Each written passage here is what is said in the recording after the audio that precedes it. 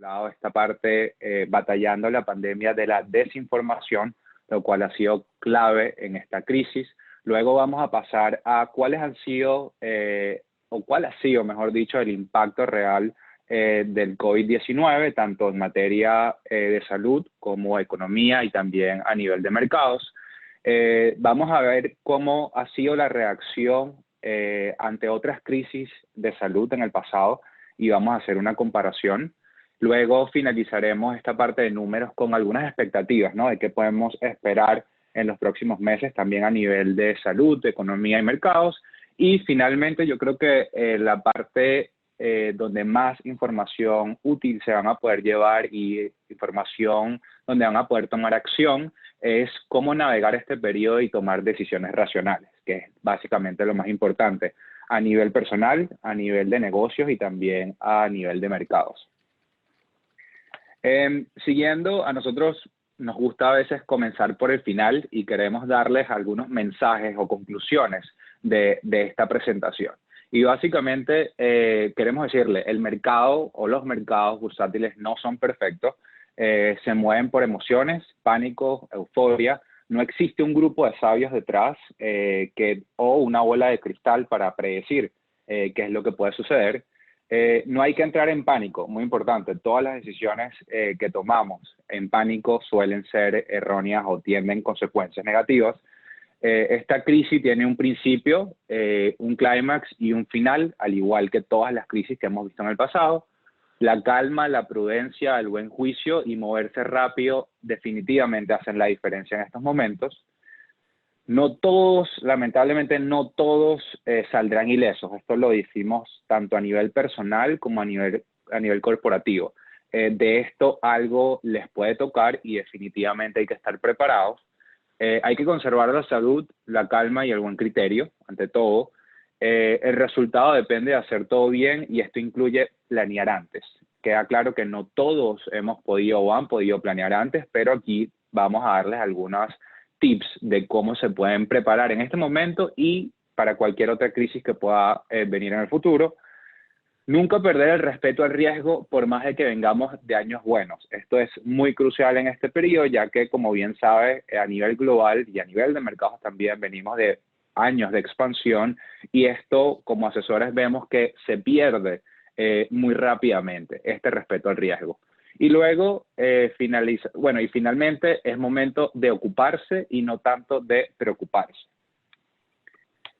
Entrando directamente al tema de la irracionalidad, batallando la pandemia, las teorías de conspiración y tratamientos, entre comillas, se están esparciendo más rápido que el virus. No sé si ustedes, y al igual que yo, comparten que si están en grupos de WhatsApp, les ha llegado todo tipo de información, desde cómo se creó este virus hasta cuáles son los tratamientos. Ahí en pantalla pongo algunos ejemplos que seguramente le han llegado, por ejemplo, hacer gárgaras con agua salada, tomar agua caliente cada 15 minutos, el alcohol mata el virus, por ejemplo, aunque muchos quisieran que fuese cierto, sería por lo menos más divertido, pero no lo es. Se viene el colapso de los mercados financieros o el fin de los mercados financieros. Es una arma biológica creada por la CIA, ya está mutando a una cepa mucho más mortal, todas las cosas que hemos estado escuchando en estas últimas semanas y que no tienen fundamento, básicamente. Las redes sociales, y es donde vamos brevemente a dar un enfoque, han sido un gran catalizador en esta crisis. Definitivamente nos han brindado inmensos beneficios a nuestra sociedad, pero también han causado una ola de pánico y falsedades que hacen el trabajo de los expertos mucho más difícil, tanto expertos en el área corporativa como también en el área de salud. Muy brevemente, como podemos ver a la derecha, algunos números. Somos hoy en día cerca de 8 billones de personas en la población y definitivamente podemos decir que la tecnología, bien sea por el área del Internet, vamos a llamarle, ha tenido una penetración importante en el mundo. Ya son 60% de la población, el cual hoy en día tiene un acceso al Internet, pero específicamente a la derecha, si pueden fijarse, ¿qué porcentaje está activo en las redes sociales? Estamos hablando que casi 50% de la población hoy en día está activo en las redes sociales. Esto ha sido muy diferente a las crisis previas y es por esto, como pueden ver en el primer punto, ha cambiado la dinámica en el consumo de información. Creo que todos podemos estar de acuerdo que hemos visto cómo algunos, por ejemplo, sectores como, o, digamos, publicaciones, mejor dicho, como periódicos, revistas, han venido en declive en los últimos años y es debido a esto. La mayoría de la información hoy en día se consume por medio de por medio digital. Entonces, esto definitivamente ha cambiado muchísimo la dinámica si hacemos un comparativo de lo que es hoy el COVID contra crisis previas, por ejemplo, la H1N1. Motivos para promover información falsa como la que acabamos de hablar. No necesariamente hay una base negativa o hay alguien que quiera, o grupos, empresas, además, que quieran hacer daños con esparcir información falsa. Muchas veces viene impulsado por diferentes motivos, entre ellos el área política, por ejemplo. En Estados Unidos, como bien sabemos, hay este año una contienda electoral. Hoy en día, si ustedes se ponen a escuchar, por ejemplo, noticias de diferentes canales de televisión, podrán consumir esa misma información desde ángulos muy distintos que también ayudan a esparcir el pánico, por ejemplo. O promociones de productos, promociones de empresas y demás. Esto crea o está creando un peligro definitivamente a la sociedad, bien sea, como les dije anteriormente, la mala toma de decisiones de manera irracional o incluso a nivel de salud. Por ejemplo, aunque fue un poco en chiste el tema del consumo de alcohol, esto ha sido algo real. Por ejemplo, en Irán se reportaron 300 muertes debido a información falsa que decía que el alcohol podía curar o matar el virus, por ejemplo. Y por último, las soluciones. Las plataformas hoy en día sí están intentando aplicar soluciones para reducir el número de falsedades en ellas, en las mismas. Por ejemplo, YouTube, Twitter y Facebook, que son las principales, ya están trabajando por medio de sistemas utilizando inteligencia artificial para reducir esto. Sin embargo, sabemos que hoy en día el razonamiento de estos sistemas todavía no están a la capacidad en algunas áreas a la del ser humano. Entonces, es por esto que todavía vamos lamentablemente a continuar experimentando información falsa a través de las redes sociales y lamentablemente continuarán como un catalizador ante todo lo que estamos viendo. Ahorita entrando un poco más queremos entrar un poco más en detalle a cuáles son esas cifras reales y el impacto que ha tenido sobre, a nivel económico, a nivel de salud y también a nivel de mercado, el coronavirus. Perfecto. Bueno, muchas gracias. Y ahorita vamos a empezar viendo la famosa curva de casos, la curva que todos los gobiernos quieren aplanar. Algunos lo han logrado, otros todavía no.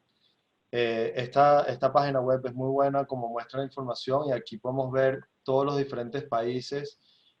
Por ejemplo, lo que es en el caso de México, que todavía la curva no se ha aplanado, con más de 50.000 casos confirmados. El caso de Brasil, que está en el mismo categoría con la curva creciente, y esto se puede ver alrededor de Latinoamérica. Ahora, si hablamos de lo que es Europa como tal, ya muchos están con la curva aplanada desde hace varias semanas. En el caso de Estados Unidos, la curva se está estabilizando. Entonces, esto es lo que la mayoría de los gobiernos está tratando de lograr, ¿no?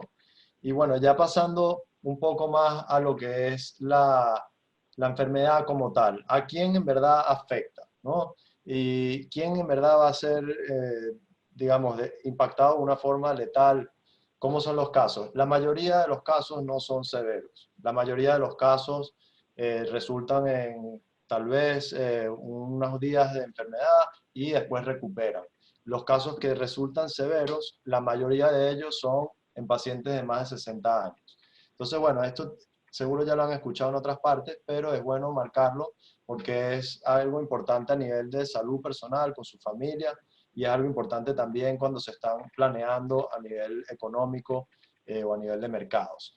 Ya pasando un poquito más a lo que estábamos hablando de las redes sociales.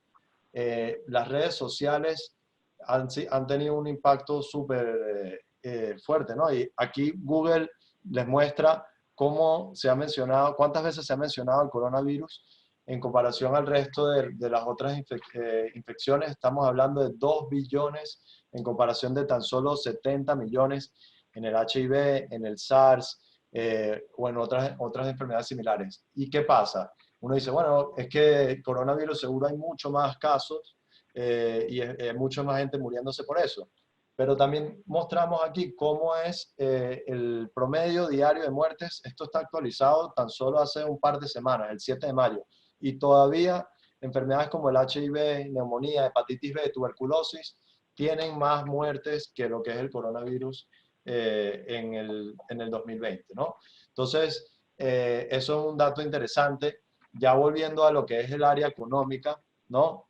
En el área económica hay un impacto, ¿no? Eso es alrededor de toda la economía, en todos los países, la verdad, hay una contracción. El desempleo es la crisis que nosotros vamos a hablar más sobre eso, pero es una crisis que, a diferencia de otras de recesiones que se han visto, no había un desempleo tan rápido, ¿no? Y lo que están haciendo los bancos centrales para salir al rescate y recuperar la economía antes de que se vuelva una espiral. Entonces, ¿cómo han reaccionado los mercados? También vamos a hablar un poquito de eso en cuanto a mercados globales y cómo es México.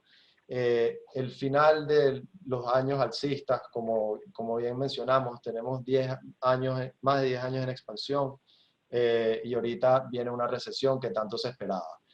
¿Cómo han sido las compañías? ¿Qué hacemos en tiempos de incertidumbre y falta de visibilidad? Entonces, bueno, ya pasando a lo que son las monedas en tema ya de mercados, estamos hablando en la tabla superior izquierda, si la logran ver, estamos mostrando cómo se han comportado las diferentes monedas alrededor de Latinoamérica. Ahí podemos ver como en el caso de Europa, tan solo una depreciación de 3% contra el dólar, y cuando ya pasamos a lo que es Brasil, cerca de 30%, México cerca de 20%, con el peso ya cerca de 24%, Colombia también cerca de 15%, y así vemos alrededor de los países emergentes, ¿no? En Argentina también 11%. Entonces, los mercados emergentes han sido mucho más afectados que los mercados desarrollados porque no tienen las herramientas monetarias para poder sustentar una economía e inyectarle capital.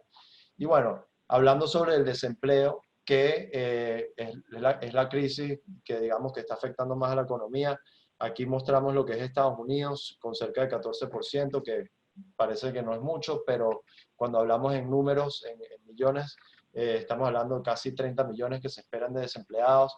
Esto solo en Estados Unidos. Si vemos otros países, el desempleo puede llegarse a los varios cientos de millones. Entonces, lo que están haciendo los bancos centrales para rescatar, ¿no? Y esto es algo sin precedente. Si hablamos de qué es lo que se ha hecho, digamos, en Estados Unidos, la gráfica a la derecha arriba muestra cómo era el 2019 o desde el 2014, la verdad. En el 2019 teníamos cerca de 18 trillones de dólares la Reserva Federal en sus balances, y en tan solo cuestión de semanas pasaron a más de 30, casi duplicando sus balances. Y como ha dicho Jerome Powell, no hay límite para las habilidades de la Reserva Federal. La Reserva Federal va a hacer lo que sea necesario para sustentar a la economía americana, y por lo tanto eso tiene repercusiones globales.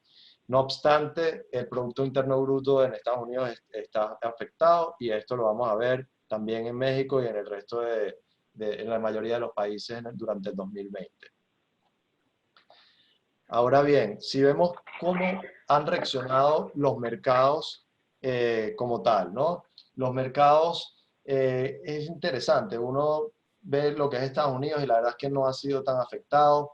Después cuando vas a ver Europa, sí ha sido afectado. Si vemos, por ejemplo, la lámina de la derecha, estamos mostrando lo que ha sido el 2020, ¿no? Entonces podemos ver con detalle qué pasó en enero, qué pasó en febrero. Y bueno, marzo cuando empezó a entrar la información del coronavirus y la recuperación.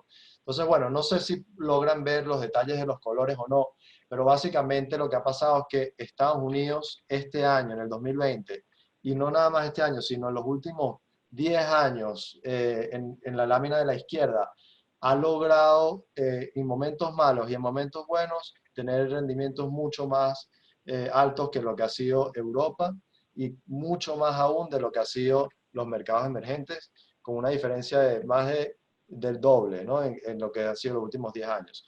Y entonces uno se pregunta, bueno, ¿por qué pasa esto? Y parte de ello es la composición. El mercado accionario americano tiene mucha tecnología, más del 30% es telecomunicaciones y compañías de tecnología, mientras que en mercados emergentes todavía hay recursos naturales, como lo que es el petróleo y los hierros, que se ve mucho en Latinoamérica también. Entonces, esto es cómo se han comportado los mercados y esto es algo que también va a influir mucho en los negocios, que ya lo vamos a ver más adelante. Ahora bien, muchos se preguntan, bueno, vamos a ver qué ha pasado históricamente con otras infecciones o viruses o epidemias. Entonces, esta lámina muestra el índice del MSCI World, que es el índice global del mundo desarrollado, y te muestra en la tabla a la izquierda cómo ha sido el desempeño del mercado después de un mes que la Organización Mundial de Salud menciona que hay una infección, ¿no? Entonces, aquí podemos ver en promedio cerca de cero, no se ha movido mucho. Cuando estamos hablando de ya hacia 3 y 6 meses, en la gran mayoría ha sido positivo, solo en el caso del HIV en los 80s y en el caso del ébola, que ya fue un poquito más reciente. Pero, digamos, fuera de eso, la mayoría de las veces los mercados tienden a recuperar. Entonces, bueno, siguiendo ya con lo que han sido los contagios, es muy importante esta visualización que vamos a mostrar ahorita. Eh, y esta visualización es en cuanto a lo que pasa en la economía una vez que se haga la reapertura, ¿no? Entonces, la reapertura de la economía vas a tener más casos, ¿no? Aquí muestra la lámina lo que son las peloticas anaranjadas, son la gente que está enferma, las peloticas azules son la gente que está saludable, y las pelotitas moradas son las que se enfermaron y ya se recuperaron. Entonces, uno ve que a medida que se va abriendo la puerta, por así decirlo, empieza la gente a contagiarse y la famosa curva que se puede ver ahí donde dice change over time, pueden ver cómo la curva que tanto se habla se va pasando desde gente enferma a gente que se va recuperando. Y bueno, y esto es importante porque ahorita que se está reabriendo la economía en muchas partes del mundo, igual de todas formas los que tienen condiciones preexistentes o son más de 60 años tienen que resguardarse en casa. Los que son más jóvenes no corren un riesgo de la misma forma, entonces bueno, pueden pasar a ser parte de lo que muestra esta visualización, ¿no? De contagiarse y recuperarse. Muchos se van a encontrar con el dilema de salgo a la calle y me contagio o, o me quedo en casa y no puedo tener sustento para alimentarme, ¿no? Entonces, corres el riesgo de vida al salir de casa porque te puedes contagiar, pero también corres el riesgo de vida porque te quedas en casa y no sales a trabajar, ¿no? Entonces, muchos países en pobreza van a tener que salir a trabajar y no vale la pena tomarse el riesgo de no tener con qué alimentarse. Entonces, bueno, ya cuando se está hablando sobre lo que son las curas como tal, las posibles vacunas, medicamentos, hasta ahora, por más rumores que haya, no hay ningún tratamiento que se haya comprobado que funcione al 100%.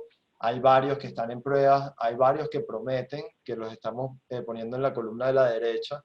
Entre ellos, algunos atacan, digamos, apoyan al sistema inmunológico, otros son inhibidores biológicos para los pulmones, ya que esa es una de las zonas de infección, y otros utilizan la sangre de pacientes que ya se hayan recuperado para curar a pacientes que están enfermos, ¿no? Que se le llaman el plasma.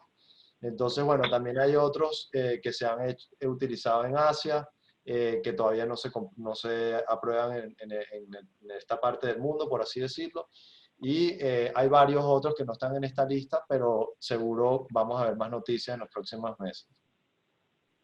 Ahora bien, ya para la parte de México, le dejo con mis compañeros locales, donde puedo hablar un poquito más de lo que ha sido el tema económico. Gracias, Jacobo. Sobre la economía mexicana podemos decir que ya venía con cierto deterioro.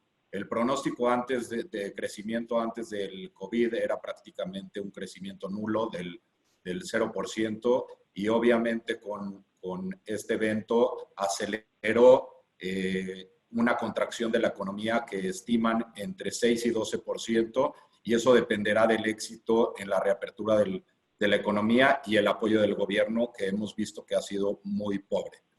Hay una caída en el consumo privado y están haciendo, digamos, todo lo posible, y este recorte de tasas que está haciendo el Banco de México para poder volver a impulsar el consumo. Sin embargo, lo vemos todavía escaso o pobre, digamos, toda esa parte de esos apoyos. El sector automotriz, muy importante, digamos, para nuestro país, que representa casi 4% del Producto Interno Bruto, y representa más, entre formal e informales, más de casi 5 millones de empleos, se está viendo afectado. Una buena noticia es que en Estados Unidos ya están abriendo las plantas automotrices, y esperamos que en las próximas semanas ya se puedan abrir en nuestro país. Bank of America proyecta que se perderán en esta pandemia cerca de 1.200.000 empleos formales. Obviamente, si nos vamos a la parte informal, la cifra es mucho mayor. Solo en abril se perdieron más de 550.000 empleos, y con eso será muy difícil de alcanzar la meta que anunció el gobierno de la creación de 2 millones de empleos. La vemos, digamos, como muy inalcanzable.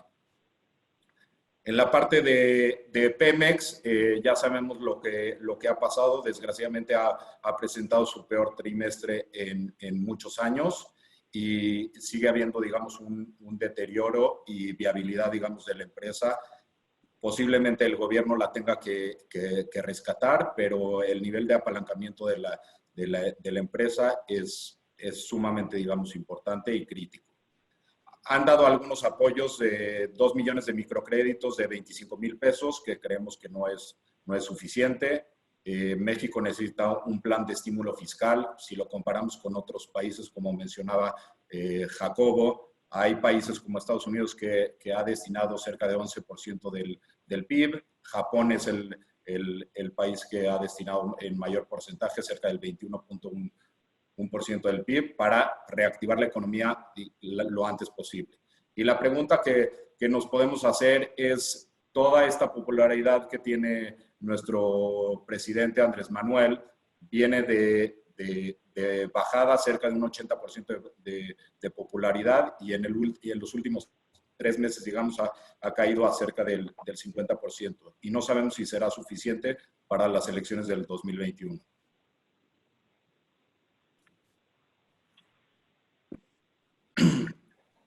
En cuanto a la política monetaria de países, México ha recortado cerca de 175 puntos bases, y se espera que haya más recortes. Esto es con la idea, como mencionaba anteriormente, de poder impulsar nuevamente el consumo que se ha venido afectado, y que haya préstamos más accesibles, más baratos, para poder reactivar la economía.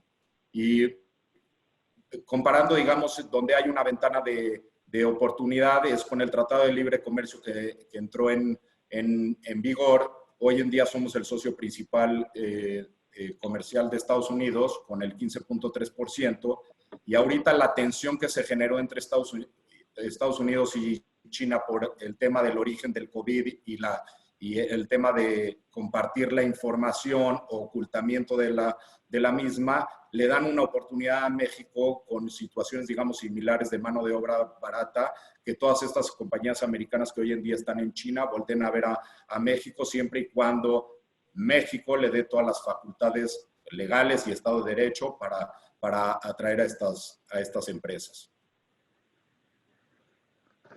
Sí, mira, complementando un poco lo que dice Eduardo sobre el comercio entre México y Estados Unidos, con todo, el año pasado, en el año 2019, con todo y Andrés Manuel, con todo y el aeropuerto, y con todo con las barreras políticas que sabemos que existen en nuestro país, México llegó comercialmente a 614.500 millones de dólares, subiendo, o sea, pegando un nuevo máximo histórico en el comercio con Estados Unidos, que subió un medio por ciento más que los años pasados. Entonces, a lo que queremos llegar con esto es de que hay una ventana de oportunidad con las tensiones con China, con un peso ya devaluado al más del 20%, para ser un poquito más competitivos, y ahí hay una ventana de oportunidad para empezar a comer un poquito de ese mercado y no lleguemos a tocar fondo o sea, pueda ser un impulso para la recuperación de este país, ¿no? Adicionalmente, también podemos ver que una economía mexicana es muy similar a la economía brasileña. La brasileña es la economía 1 de América Latina, México es la 2, y hay o sea, la tasa de Brasil toda está en 3%, la de México está en 5,5%. Todavía hay espacio para futuros recortes de tasa de interés por parte del Banco de México, lo que va a hacer que a nuestros amigos que están en la construcción puedan conseguir créditos puentes mucho más baratos, y sus clientes, la gente que acceda a los créditos hipotecarios, podrá incentivar un poquito más la venta, solo por poner ejemplo de una industria. Obviamente, todo para que esta maquinaria económica funcione, se tiene que valer de que ese 500,000 de empleos que se distribuyeron en abril, y que podamos suponer que en toda esta recesión que estamos viviendo pueden haber más de 1,2 millones de desempleos, empiecen a cortar esa brecha, ¿no? También Andrés Manuel, con todo y sus vicios, siempre fue muy enérgico con las relaciones con Estados Unidos, siempre promovió el nuevo acuerdo del TEMEC, ya que él sabe que representa más del 80% de las exportaciones mexicanas van a Estados Unidos. Entre todas las limitantes que nosotros podemos ver del presidente, buenas o malas, la relación con Estados Unidos en estos años de gobierno pues han sido buenas, y también pues, echó a andar un tratado de libre comercio que se veía un poco complicado. Quisimos exponer cómo en los últimos 25 años, cómo ha venido el crecimiento económico de nuestro país. La devaluación o la crisis o la contracción económica más profunda que tuvimos en los últimos años fue la del 95, que fue hace 25 años, con una contracción del 6,3%. Después tenemos la crisis del 2008, que México se contrajo del 5%, pero rápidamente pudo recuperar al otro año con un superávit del 5,1%. Este año, aunque Banco de México ellos dicen que la contracción es del 4%, realmente el consenso de Bloomberg nos dice que va a ser del 6,4%. Sin embargo, el impacto económico va a ser muy distinto a lo que pasó en el 95. ¿Por qué va a ser total? Porque México está parado en macroeconómicamente estable, y todo el tema de la globalización no va a permitir que la devaluación en ese entonces había sido de 3 a 7, es como si de 18, no quiero ni pensar en el número porque nos pone los pelos de puntas, ¿no? Vivimos otra situación, aunque la contracción puede ser muy similar. Aquí todos los estimados de Bloomberg dicen que México en el 2020 se contrae el 6,4. De hecho, aquí tengo el dato de Moody's que dice el 7, que es muy, muy parecido a lo que el consenso de Bloomberg lo tiene. Y después Moody's dice que una recuperación en el 2021 del 2,2%, y el consenso está en el 1,8%. Lo que nos puede llegar a decir es de que realmente sí estamos enfrentando una contracción sumamente profunda, y la recuperación no va a ser tan emotiva como fue en las dos recesiones pasadas. Y esto viene también muy de la mano sobre la política de Andrés Manuel, sumamente ortodoxa, que es no no incrementar el gasto público, que ha sido sumamente también criticada, porque es una generación de empleos el gobierno muy importante, ¿no? Eso lo que nos puede llegar a pensar es de que el país difícilmente caiga en superinflaciones como vivieron nuestros padres en los años 80. Vamos a vivir, porque el gobierno quiere controlar la inflación y no quiere desbalancear la balanza comercial, que en cierto punto es positivo, pero al nivel que lo está llevando Andrés Manuel, realmente el crecimiento económico no es tan optimista. Y llevándolos a sus negocios, yo creo que los siguientes años sí se va a poder hacer negocios, pero no como los crecimientos económicos o los resultados que tuvieron el año pasado. Sí va a haber ese ecosistema en México para hacer negocios, pero hay que ser sumamente cautelosos, hay que cuidar un poquito la liquidez y tratar de ser mucho más conservadores que años anteriores. Pasando, pues existen ya varios indicadores que ustedes los viven, que nosotros los vivimos al día a día en México. No hay muchos detonadores que ya nos dicen que hoy estamos viviendo ya la recesión. Hoy, mayo 18, estamos viviendo una recesión y lo podemos ver por los salarios, por el desempleo, por la contracción del Producto Interno Bruto y por el tipo de cambio. Regresando un poquito al tipo de cambio, cada recorte en la tasa de interés, que yo lo veo súper positivo, tiene un costo adicional. Y el costo adicional es de que se deprecie el tipo de cambio. O sea, ahorita que está en 23.75, si seguimos con los recortes de tasa de interés y no está balanceado, podría afectar mucho y podríamos tener un tipo de cambio a 27. Sin embargo, a mí me emocionó mucho que la semana pasada se recortó medio punto la tasa de interés en México de 6 a 5,5%. Sin embargo, el tipo de cambio no saltó porque el precio del petróleo se disparó, porque las remesas sorpresivamente fueron las más altas desde el 2016, porque nuestros paisanos de Estados Unidos han mandado mucho más dinero al país para ayudar a la economía familiar. Y una clara recuperación de la semana pasada y de ayer del mercado accionario, lo que hizo que nuestro tipo de cambio no se disparara. Entonces, si sigue una recuperación económica global, va a tener México un poco de manga para seguir recortando esa tasa de interés y poderla colocar un punto abajo o 0.75 abajo de lo que está ahorita a final del año, así poder incentivar un poquito el consumo y los negocios en el país y poder proteger un poco más la economía nacional. O sea, el Banco de México está haciendo lo que debería hacer sin lugar a dudas. En toda crisis económica se van rezagando las áreas que están un poquito más afectadas, ¿no? Las que les impacta más. En este caso, en esta crisis del COVID, son pues, todo el sector turístico, las aerolíneas, todo ese tipo de consumo que ahorita nadie lo está haciendo, sí se empieza a prender focos rojos y se van alejando pues, los sectores que no tienen mayor complicidad en nuestro día a día ahorita que estamos en cuarentena, ¿no? Que es el consumo básico, el telecom, la tecnología y la salud, ¿no? Y al final aquí suman, o sea, muchas gráficas más donde nos comprueba el inicio de la recesión. Si vemos el sector financiero está cayendo, el sector del consumo ya está cayendo hoy en día a mayo 18 y así sucesivamente, pues para que no nos quede dudas que vamos a tener tiempos complicados. Sin embargo, como dijimos al principio de la presentación, todo esto tiene un final y yo no veo el ecosistema o la economía mexicana muy distinta a los retos que tienen las otras economías de América Latina.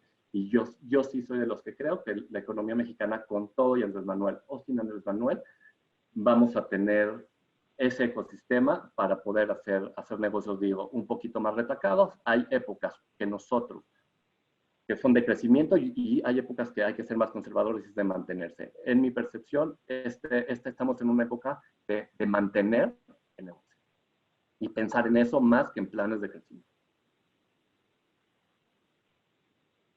Bueno, gracias aquí a mis compañeros José, Jacoben y Eduardo. Y bueno, ahora pensemos un poquito y justamente empezamos y estructuramos así esta presentación hablando de los temas que nos llevan a tratar de ser irracionales. El cerebro humano es muy complejo, realmente es muy compleja su forma de expresar las emociones, su forma de sacarlas para afuera. Y obviamente, todo lo que acaban de escuchar, probablemente muchas cosas ya lo habían oído, tal vez no estructurado de esta forma, pero hacen una huella en nuestro cerebro. Los psicólogos recomiendan hacer rutinas y esas rutinas no son en los tiempos buenos, son en los tiempos buenos y en los tiempos malos. Y todos somos así. Cuando algo nos está golpeando, cuando algo nos está hiriendo, buscamos salidas en donde no las hay. Tenemos que encontrar gratificación en lo que hacemos, tenemos que comer bien, tenemos que ejercitarnos. Estas son las primeras reacciones para llevar de lo irracional a lo racional. Si dejo de hacer ejercicio, de comer, de interactuar con mis hijos, con mi familia, no va a cambiar la realidad afuera. Lo único que va a pasar es que mi cabeza va a estallar y mi cabeza se va a poner peor. Y como bien decían hace un momento mis compañeros, es muy complicado tomar decisiones racionales cuando estoy hecho un desastre. Y esa es la primera recomendación en la que quisimos empezar, por la que quisimos hablar del tema de ser prudentes, de ser tranquilos, de ser mesurados. No podemos actuar diferente. Entendemos, claro que entendemos que si me están corriendo no tengo ganas de estar con mis hijos que me estén brincando encima y salir a correr. Pero en la medida de lo posible tenemos que tratar de llegar hacia allá. ¿Por qué? Porque si ya me corrieron, ya es un hecho. El virus no depende de mí. El que me corra no depende de mí. Ok. Pero al final del día, si mis decisiones son peores todavía, el momento que estoy abajo en el bache se pasa mucho más complicado. Y por supuesto, hablaban antes de las redes sociales y de todo el efecto. La primera decisión racional que tenemos que hacer en estos tiempos es escoger lo que leemos. Nadie nos obliga a estar 24 horas en el celular leyendo Facebook y viendo si es la verdad del mundo o no.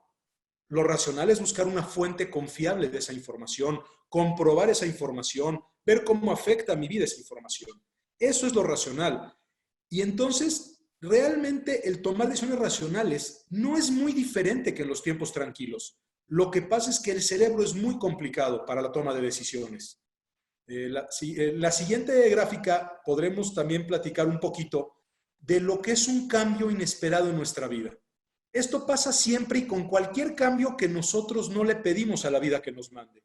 Primero viene un golpe, un shock, una sorpresa, que definitivamente nos hace dimensionar mucho más grande lo que va a ocurrir y por eso empezamos con gráficas de cuánta gente y sí, entendemos que tal vez no es lo más atractivo para los que no son financieros, nosotros de eso vivimos, de eso hablamos todo el día, pero en cierta forma, la forma de empezar una crisis es que eso se despega de nuestro cerebro y no lo escuchamos. El shock es tan grande que dejamos de escuchar la realidad y dejamos de ser racionales. Luego viene, por supuesto, el periodo de negarlo, ¿no? Bueno, sí, es muy grave, pero el mundo no se va a acabar. Pero por supuesto tenemos el miedo. Y de ahí caímos, prácticamente como lo ven ahí, en un tobogán. Frustración, donde veo que ya no voy a ser el mismo que ayer. Y esto es una de las cosas que al humano más le afectan en su vida. Cambiar su vida es algo que el humano no está acostumbrado, y más cuando no lo pidió. Habemos varios que, por ejemplos, todos los lunes somos empezadores de dieta profesional. ¿Por qué no podemos hacer una dieta? No porque seamos tontos, sabemos que ser gordo no es bueno. Pero no nos gustan los cambios, aunque sea un cambio para mejor, no nos gustan. Y ahora, cuando es un cambio que yo no pedí, es peor. Por eso los papás siempre decían, no lo obligues, déjalo. Claro, no lo obligues, déjalo, porque si lo obligas, entonces es mucho más dramático. La frustración es muy grande en estos momentos y te lleva a un estado de depresión. Solamente cuando estamos pasando por las etapas podemos ir avanzando y podemos ir saliendo de ellas. No es normal que alguien del shock pase a la aceptación y a la nueva realidad. No funciona así. Nos encantaría brincarnos las etapas, son necesarias. Pero ¿qué es lo más importante? Y lo vamos a ver en un momentito más. Es qué hago durante esas etapas. Luego que estoy abajo, ya empiezo a aceptar, ¿no? Ya no puedo cambiar nada, ya no puedo mover la realidad de lo que no está en mis manos. Pero luego viene lo que es la mejor cualidad del ser humano, y es donde sí vuelve el momento racional de las personas, y es experimentar. Y experimentar, lo hablo en mi experiencia personal. Hoy fui al súper por primera vez en 70 días. Yo no había ido al súper en 70 días. Y cuando entré vi que no es tan terrible. Me dieron guantes, me limpiaron el carrito, me echaron encima, si no traía cubrebocas me daban todos. O sea, no me voy a morir por ir al súper, pero tiene uno que romper ese estado de depresión y de frustración para poder entender que no va a pasar nada. Claro, me tengo que cuidar, claro que si perdí mi empleo, pues tengo que preocuparme, sí me tengo que preocupar, pero la preocupación desgraciadamente es enemigo de lo racional. Y por eso hablábamos al principio de la exposición que es tiempo de ocuparse, no de preocuparse. Es complicado sacudirse lo que estamos hablando, sí. Por eso estamos queriendo que entiendan que hay que llevar el cerebro a un estado racional.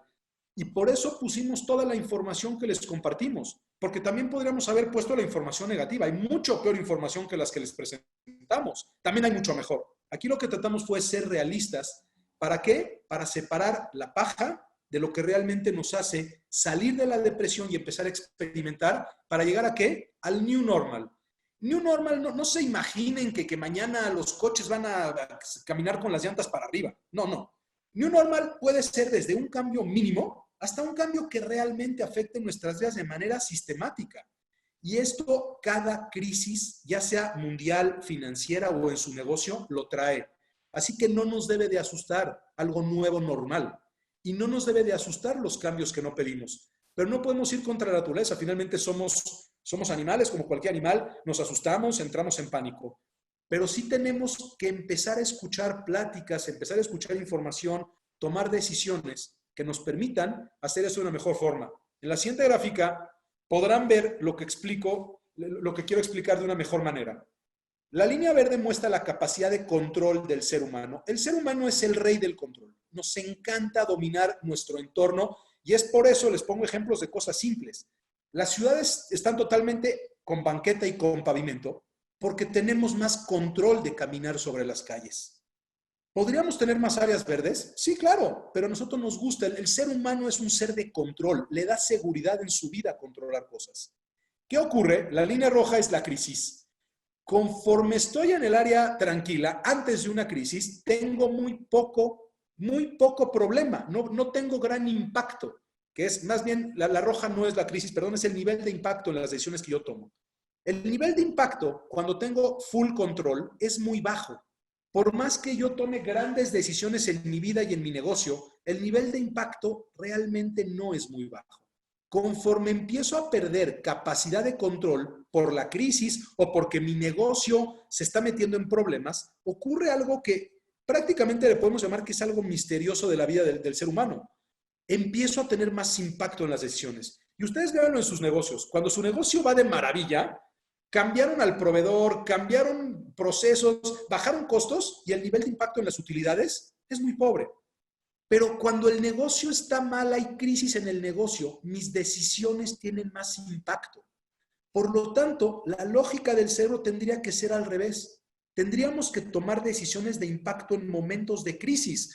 Ahí donde hablamos del durante, ustedes verán que el mayor nivel de impacto de mis decisiones es cuando tengo menos control. Y es muy curioso porque esto va al revés del pensamiento lógico de una persona. Cuando hablamos de decisiones racionales, lo que estoy hablando es lo primero que hay que entender y que es muy complicado de meterlo en la cabeza de las personas. De decirle, ahora, cuando haya desempleo, tu capacidad y tu iniciativa y tu forma de trabajo es la que puede hacer un impacto de verdad. Claro que asusta quedarse sin trabajo, por supuesto, porque estamos pensando en el mundo del control. Cuando todo está bajo control y me quedo sin trabajo, pues es un mundo muy difícil, ¿no? Porque todo está racional. Hoy necesito entender que lo que me va a sacar adelante es mi fuerza, mi empuje, mi forma de entender esta crisis y de saber que el mundo no se acaba. Ahí traigo una ventaja contra las empresas que están perdiendo mercado y contra la gente que está perdiendo empleo.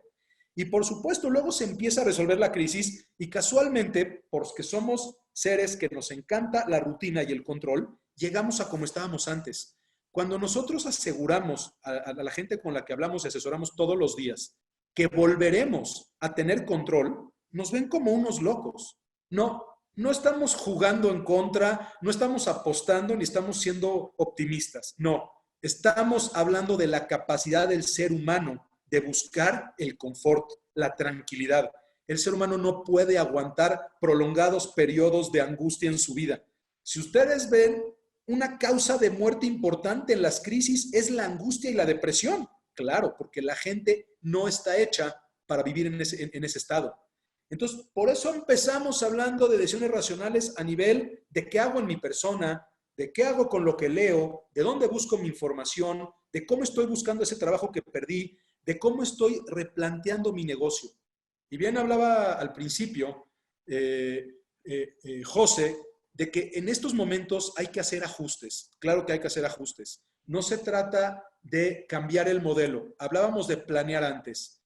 Esta crisis, al que no lo agarró planeado, le tiene que servir para entender que tiene que planear antes. Es mucho más sencillo hacer ajustes cuando hice una buena planeación que ahorita que estamos a la mitad de la resbaladilla, tratar de detenerme con las dos manos a ver si ya no me caigo. Y créanme que nosotros lo vivimos, a nosotros lo hemos platicado muchas veces con gente que nos conoce. 2008 nos habían agarrado, estábamos todavía bastante más jóvenes que hoy, nos habían agarrado literalmente con los pantalones abajo. Esta vez no nos agarró así, porque tuvimos 10 años para prepararnos. Claro, como todos le estamos pasando duras, salimos con cubrebocas, ¿no? Pero bueno, por lo menos, cuando venimos acá, el nivel de estrés es menor, porque sí se hizo un trabajo antes. Entonces, sí son lecciones que a lo mejor ahora suena un poquito, algunos dirán, bueno, eso háblamelo cuando acabe y volvemos, nos sentamos y planeamos. Bueno, pero es importante ahorita que estamos en este momento de impacto, saber que cuando acabe tengo que volver a planear. En la siguiente lámina vamos a hablar un poquito de otra vez, de cosas que tenemos que hacerle al negocio para tratar de que la pase bien y de que sea lo menos afectado posible y ser racionales ahora sí. Tenemos que hacer medidas para continuar. Lo más importante ahora se llama mantenerse trabajando, se llama mantener el empleo. Sé que es muy difícil y tal vez hay gente escuchando que tiene un número grande de empleados que yo le diga mantén a tus empleados. Sí, es complicado, pero nosotros pensamos que el que pasa estos huracanes sale mucho más fuerte. Tenemos que mantener nuestros costos, así es el momento de empezar a ver qué estoy pagando y qué estoy haciendo. Definitivamente es el momento de buscar nuevas opciones a los costos de mi empresa y a lo que gasto yo en general. Por ejemplo, podemos optar por un modelo de comisiones en vez de salarios. Hoy por hoy, depende del mercado, ya lo habló Benjamín, el tema de hay mercados más golpeados, algunos será más difícil, pero en otros no. En otros mercados hay oportunidades que ahorita más adelante voy a platicar. Hay empresas en México que nosotros visitamos todos los días que no se han preocupado por la tecnología.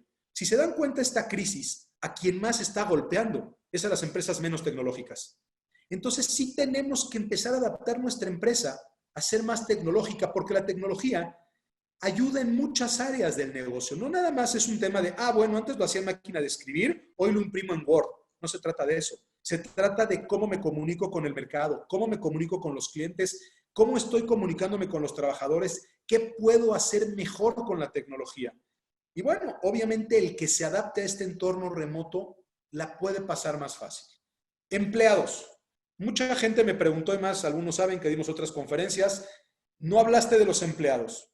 Tengo que decir algo que va contra mi ideología. Yo soy un fiel amante de dar empleo y de ser un buen jefe de tus empleados. Pero desgraciadamente los empleados les llegó el día en que también tienen que ser buenos con los negocios. ¿Y a qué me refiero? Todo negocio tiene empleados buenos, medios y regulares. Los empleados que son malos, hoy por hoy es el momento de echarlos. Perdón que lo diga, pero es la realidad. Los que están en medio hay que avisarles que, pues como echamos a los de abajo, ya bajaron en la escala, y los de arriba tienen que seguir manteniéndose arriba.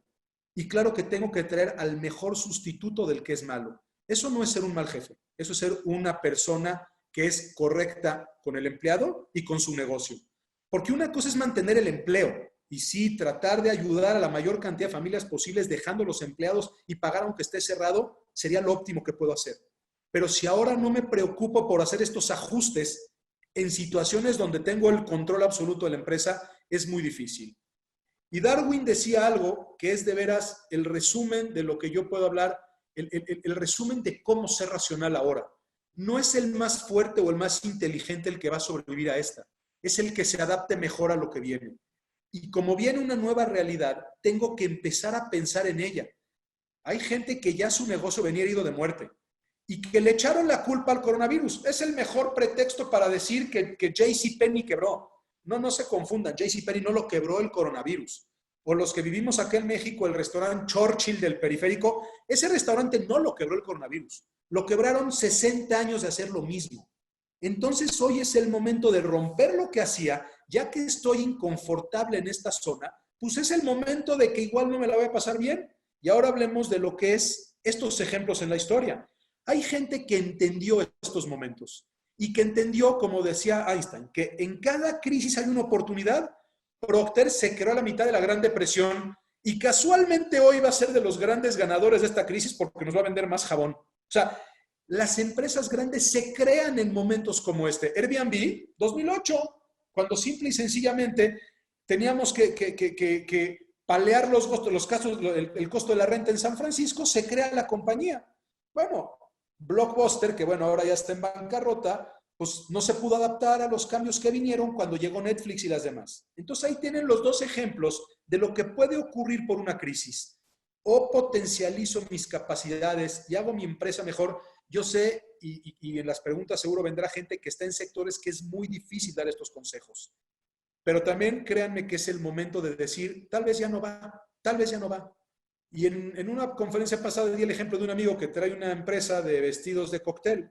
Me preguntó, ¿cuándo voy a vender un vestido de cóctel? Le contesté, pues, por lo menos al final del año. Hoy está fabricando batas, sacos para muerto y ropa quirúrgica. Bueno, mira, él no quiere, él es amante del diseño, él no quiere fabricar eso, pero bueno, ahora es la forma de mantener el negocio rodando, ¿no? Después, para ir avanzando en la que sigue, ahí hablaremos un poquito de sus inversiones personales, ya no tanto del negocio.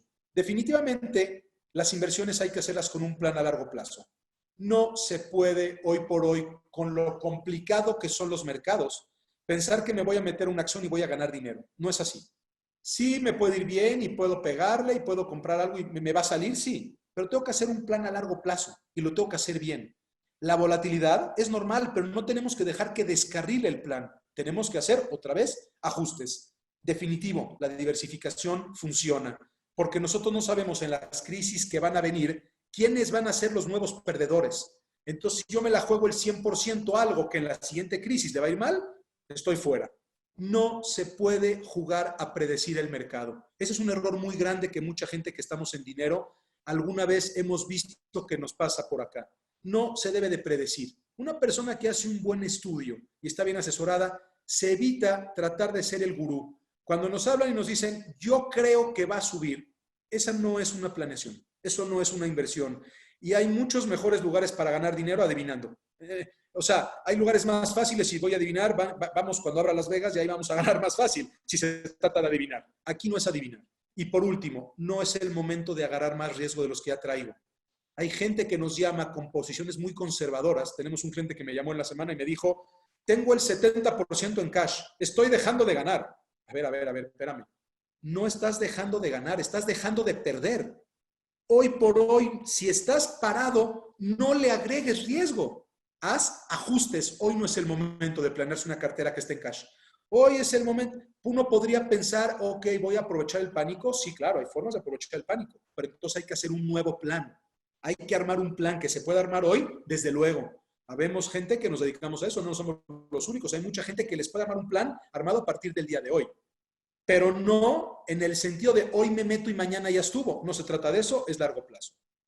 Y bueno, para ir ya cerrando, porque también estamos en el tiempo, esta es una gráfica que nosotros usamos mucho. Es muy técnica, no me voy a meter a la parte técnica que realmente es poco interesante para los que no son financieros. Cada una de las líneas representa un tipo de inversión diferente en los mercados financieros. Y verán que pues estamos hablando de esta gráfica que empieza en el año 26 y terminen pues ahora en nuestros días. Entonces ustedes me dirán, pues ahí está la receta. Sí, señores, la receta son 3. El tiempo es el que nos hace que nos vaya bien a pesar de las crisis. Segundo, la diversificación. Y tercero, escoger cosas que no vayan a salir del mercado. No me importa el nivel de riesgo que cada uno escoja para sus inversiones. Lo importante es saber que si le doy el tiempo adecuado, me va a ir bien. Y nada más por poner un ejemplo, la línea azul de hasta arriba, que es lo más agresivo que existe, que se llama small stock, si a uno lo prende una crisis allá adentro, lo que le va a pasar es que va a tener que esperar 10 años para tener su dinero de regreso, así como lo tenía antes de la crisis. Si uno entra en pánico y es irracional y vende, absorbería pérdidas que en la historia han llegado a ser hasta del 85%. Y uno piensa racionalmente, si me bajó 85, ¿de qué me habla Leon Harari? ¿Cómo me voy a recuperar? Bueno, si hago mi tarea bien y soy racional, me voy a recuperar. Y estoy agarrando la más extrema para ver que cuando uno actúa racional, se pueden revertir situaciones. Solamente se necesita buena elección y tiempo. En la que sigue ahí podemos ver qué pasa, y esto es muy interesante, después de un año terrible. Está también técnico. En la parte de abajo, todas las barras que van hacia abajo después del cero, son los años donde cae muy fuertemente los rendimientos del Standard & Poor's, del índice de la bolsa americana, que es el Standard & Poor's. Fíjense cómo pegadito a cada gran caída, casualmente vienen los mejores años. Y eso se ha repetido constantemente. Después de un año que el Standard & Poor's, por ejemplo, el 81 bajó 10%, al siguiente año sube 15%. O hablemos del mismo 2008, que fue nuestra crisis más reciente. Bajó 38%, para el 2009 subió 23%, y para el 2010 ya subió 13%. O sea, no le tengamos miedo a las bajas. También el mercado tiene sus mecanismos para hacer este tipo de vueltas. Y eso pasa también en las industrias. Por ejemplo, hoy, para las gentes que tienen negocios, hay muchos que van a quebrar. Ahí se van a abrir agujeros. El año que entra puede ser un gran año en sus negocios si hacemos lo que tenemos que hacer y ponemos el cerebro a trabajar de manera racional. Por último, aquí tenemos la última gráfica, que esta es la expresión gráfica de algo que nos cuesta mucho trabajo cuando estamos en pánico. Si mi portafolio bajó el 50%, yo tenía $100,000 invertidos, y mi portafolio durante la crisis bajó el 50%, la gente se confunde y piensa que si sube el 50% ya estoy de regreso. No, no, no. Para recuperar un 50% necesito un rendimiento del 100%. Es por eso que hay que hacer todo bien desde antes, porque las pérdidas, mientras más grandes son más complicadas de recuperar. Y esto que estoy haciendo, pues es un ejercicio matemático, no tiene ninguna ciencia. Vean la última renglón. Si mi portafolio baja el 90, entonces necesito el 900 para recuperarme. Y ahí entra lo que hablábamos al principio de la presentación, del tema de ser mesurado en lo que hago y de entender los momentos, el principio, el medio, el clímax, para llamarle, y el final de una crisis. Si yo tomo decisiones malas en el medio, voy a hacer más grande el agujero que ya traigo. Es por eso que solamente hay que hacer correcciones y mudar lo que está funcionando mal. Con esto, ahora sí que respetando los tiempos y para no aburrir mucho en cosas técnicas, les dejamos el micrófono a la Hebraica. No quisiera despedirme sin antes agradecer a todo el equipo de la Hebraica, a Joaquín, a Norma, en fin, a toda la Hebraica, que hacen un trabajo súper profesional. Los conozco de cerca, son amigos de la casa y realmente es una organización que está haciendo un trabajo espectacular, y más ahora con la crisis, conteniendo a la gente y dando este tipo de pláticas que definitivamente espero que le aporten algo a la gente.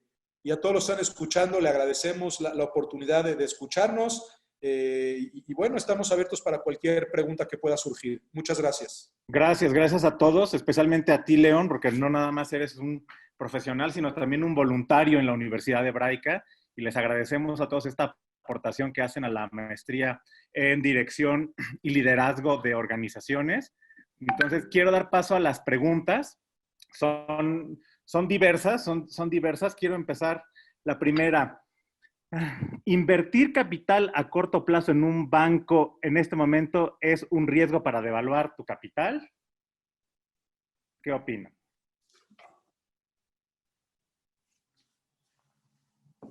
Bueno, mira, si hablamos de lo que estuvimos hablando ahora, el tema de invertir nunca lo veremos como algo de corto plazo. Como ya platicamos, es todo un plan y es toda una estrategia. Si agarras este momento, definitivamente te puede ir bien porque claro que hay oportunidades. Y pongo ejemplos concretos. Si te agarras empresas de las que hoy les está yendo bien en el mercado, un Amazon de la vida que hoy está vendiendo más que nunca porque todo lo estamos usando, pues sí te puede ir bien al corto plazo. Es importante hacer una buena elección de lo que uno haga y definitivo es importante acercarse a alguien que te ayude a hacer el trabajo de manera profesional. No lo haría por mi cuenta, sí lo delegaría en alguien que haga el trabajo de buena forma y que obviamente me monitoree, que no me vaya a meter en un problema, porque además estamos en el medio, no sabemos si esto le falta todavía camino para abajo todavía o ya llegó al tope. Yo pienso, personalmente, es una especulación mía, que el fondo lo vimos hace un rato, pero bueno, en estas nadie sabe y mañana puede volver, ¿no? León, solo no entendí yo si el sentido de la pregunta es invertir en bancos. Hoy, sinceramente, con un nivel de tasas bajas en el mercado, el múltiplo del banco hoy sí presenta mucho valor. O sea, si hoy yo invierto en Citigroup, hoy compro la acción de Citigroup, presenta un múltiplo de 4-1 que realmente es muy bajo. O sea, sí presenta valor el invertir hoy en el sistema financiero. O si agarro una acción de JP Morgan o Bank of America, está en un múltiplo del 7, que sigue siendo un múltiplo muy bajo. Si eso se iba, sin embargo, un ecosistema de tasas bajas, en el corto plazo no creo que se vean rendimientos a corto plazo, pero en el largo plazo, en un portafolio, son acciones de valor y probablemente les pueda dar un poquito de un buen rendimiento, pero pensando a partir del tercer año. Si para eso iba la pregunta. No sé si en un banco o en un banco americano o en una acción o en un bono, pero yo la interpreté como en las acciones bancarias. No sé si por ahí. Sí, yo creo que es probable que es como tú lo hayas interpretado, Benjamín. Segunda pregunta ligada a esto, ¿qué inconvenientes puede tener enfrentar si se quiere invertir en bonos, en certificados de la tesorería, etcétera, en estos momentos? ¿Qué inconvenientes puede haber en una inversión así?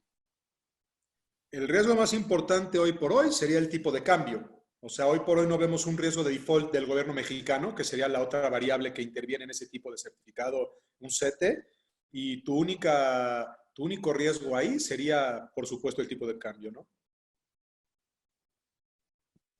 Ahora, ¿ustedes creen que el gobierno esté en este momento tomando una postura de que lo sabe todo y descalificando a los demás? ¿Ustedes creen que estamos enfrentando una circunstancia así a nivel, digamos, nacional? Definitivamente sí. Yo pienso que no le va a salir tan mal al gobierno su estrategia en la cuestión de lo que es el control de la pandemia. Aunque no hizo gran cosa, mal que bien le están paleando. Las cifras oficiales no son graves y si nos vamos a las extraoficiales, que hay mucha especulación si están reales o no, yo la verdad no tengo idea. Aunque multipliquemos por 3, tampoco es tan grave la cifra para un país de la cantidad de millones de personas que somos. El tema que definitivo le va a pasar al gobierno y a sus funcionarios es esta indolencia, es este sentido de no pasa nada, es esta forma burlona de hablar y de expresarse de la tragedia de las familias, porque hay familias con muertos, hay familias con desempleados, hay gente con negocios quebrados. Entonces, sí, definitivamente, no sé si como lo explica la pregunta, pero en la parte humanitaria es donde peor lo están manejando. En esa parte de no hay empatía, no te apoyo porque eres empresario, los doctores solamente quieren ganar dinero y te operan de cosas que no son, los arquitectos no sirven para construir casas, le vamos a dar dinero a las familias. O sea, no es el momento de hacer este tipo de descalificaciones. Es el momento de entender que la gente la está pasando mal y que no necesita que le abran su herida y le digan, es como cuando llegas a tu casa, te dicen algo y no lo hiciste como te dijeron. ¿Y qué te dice tu mujer? Te lo dije. No necesitas eso. Se necesita ahorita un tema de un poquito más de empatía. Y eso, en mi humilde opinión, puede estar muy equivocado, le va a costar al gobierno, porque eso es lo que está rompiendo la empatía que traía el nuevo gobierno con su población. No está siendo empático con el problema. Hay muchas preguntas, creo que tendremos espacio para 2 más. Las siguientes, ¿cuál podría ser la proporción de ayuda directa desde el fisco a Hacienda en función de lo que se recauda? ¿Y qué sector o sectores serían los clave para que la inyección de apoyo pueda tener derramas que generen fuerza al ciclo económico? Bueno, por el momento la única ayuda que el gobierno ha ofrecido son 2.5 millones de microcréditos de 25,000 pesos, 2 millones, perdón, de microcréditos de 25,000 pesos. cosa que es absolutamente insuficiente. Como vieron en las gráficas del principio, México es el país que menos ha puesto dinero del fisco para resolver este tema, 0.7 del PIB, o sea, nada en comparación con lo que pone Estados Unidos, Alemania o algunos otros países. Esos 2 millones de microcréditos de 25,000 pesos no son suficientes. Hay en México 6.1 millones de microempresas. O sea que están ayudándole a un tercio con 25,000 pesos, que si te vas al número de empleos promedio de ese sector, pues prácticamente estás hablando de 1 o 2 meses de salario de los empleados. No es suficiente. Y donde debe de llegar esa ayuda es efectivamente donde dice León, que es a la pyme, que generan el 58% de los empleos del país. Entonces, ahí debe de llegar ese incentivo, que hoy es insuficiente. El 0.7 del PIB no es gran cosa, pero pues si debería de haber algún incentivo es ahí. Muy bien. La siguiente pregunta, creo que con esta podríamos cerrar, es si vamos a tener menos acceso a bienes de importación, entonces que lo más probable sería que lo que pueda generar ingresos en México sea la economía primaria. Entonces, que eso podría llevarnos a hacer una cronología bastante parecida a lo que ocurrió en Venezuela. Si ustedes creen que pudiera ser esa una hipótesis. Hay que dividir esto en dos, hay que entenderlo de una manera muy sencilla. Cuando estoy recibiendo amenazas externas, ¿dónde encuentro mi núcleo donde puedo hacerla mejor? Un ejemplo es la comunidad judía. Hoy por hoy, si yo tengo quien darle el trabajo dentro de ese sector, estoy ayudando a mi núcleo del cual yo soy parte y es más fácil salir de ahí. Definitivo, si hoy tengo que buscar un proveedor de algo, tendría que buscarlo en mi círculo. Ahora, el tema de Venezuela es otro tema totalmente diferente. Acá estamos hablando de que en un primer momento si tengo que darle empleo a alguien y está desempleado mi hermano, la lógica indica que le da a mi hermano, si es bueno en lo que hace, obviamente. Ya luego me pongo a buscar en la bolsa de trabajo. Y primero empiezo en la de mi comunidad, y luego en la de mi ciudad, y luego en la de mi país, y luego, o sea, la lógica indica que si arreglo mi círculo, yo voy a salir mejor. No lo veo para un tema de Venezuela el tema, así que honestamente creo que por ahí debemos empezar y por ahí es un buen punto. Si voy a comprar algo, busquen gente que conocen. Vayan buscando, vayan abriendo el círculo. Y yo, por supuesto, hablo de trabajo profesional. No se trata aquí de no sirve para nada, pero le voy a dar el trabajo, bueno, salvo que lo quiera ayudar, eso es otro tema, ¿no? Pero no lo veo como el caso Venezuela, definitivo es otra cosa diferente. Y antes de que terminemos ahí, Juan Camilo preguntaba por algo que yo dije de cómo es eso que somos como cualquier animal. No se confunda lo que traté de decir. Somos como cualquier animal en el sentido de las emociones. Nos asustamos como cualquier animal, entramos en pánico. Esa es la parte que estamos tratando de domar con lo que aquí hablamos, con el raciocinio que tenemos de diferencia contra los animales.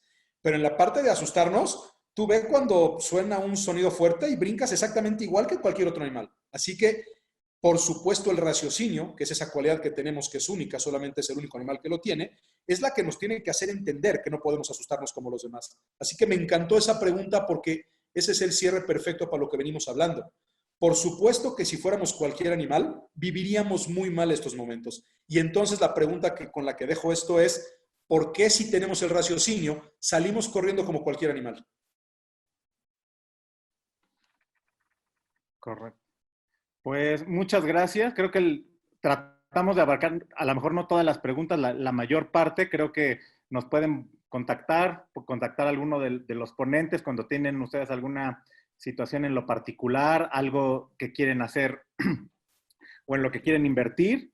Pero de verdad, pues reiterarles el agradecimiento, León, José Luis, Jacob, Eduardo, Benjamín, por esta aportación que hacen a la maestría en Dirección y Liderazgo de las organizaciones.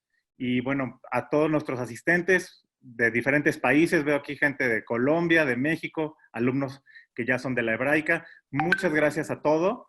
Y bueno, seguiremos en contacto y esperemos que sigan participando de las actividades virtuales de la Universidad Hebraica.